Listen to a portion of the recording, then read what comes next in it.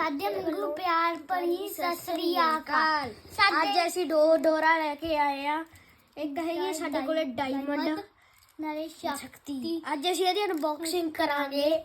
ਚਲੋ ਇਹ unboxing start ਕਰਦੇ ਆ।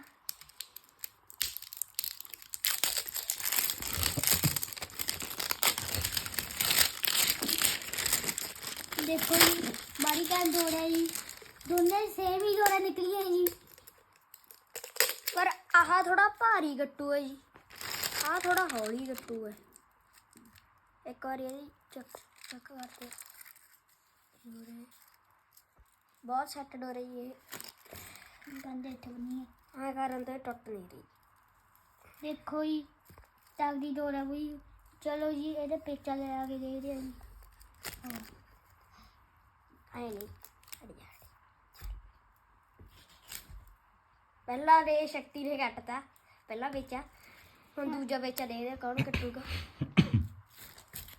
दूजा बेचा भी शक्ति ने कट दिता।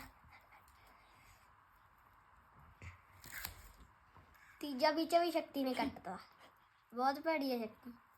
वो तो कैसे लगी बहुत भैड़ी अच्छा शक्ति। कैसे लगी कुछ नहीं होता। हाँ कासिया तो मेरी टुट दी है। तगड़ी है जी। सेम ही कलर दी है।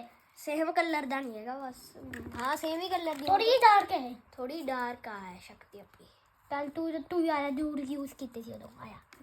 हट जा इकट्ठी कर लेते। चल आया हुण फिर तो असीं पिछे लड़ावांगे।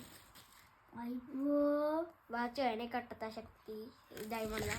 आई हुण फिर तो इहने कट्ट ਇੱਕੋ ਜਿਹੀਆਂ ਹੀ ਆ ਦੋਨੋਂ। इनको ही आ गई। तगड़ी याद शक्ति हो गई फिर तो।